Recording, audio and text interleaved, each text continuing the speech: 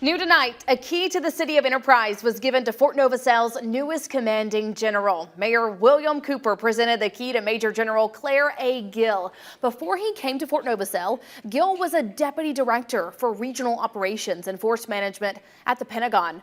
Gill says he could not be more excited to be working in the Army aviation field again. I learned a lot of technical skills that would serve me well. But nothing burned into my being more than the fact that we train Army warfighters here who happen to fly complex machines that enhance and provide the decisive edge to the combined arms fight.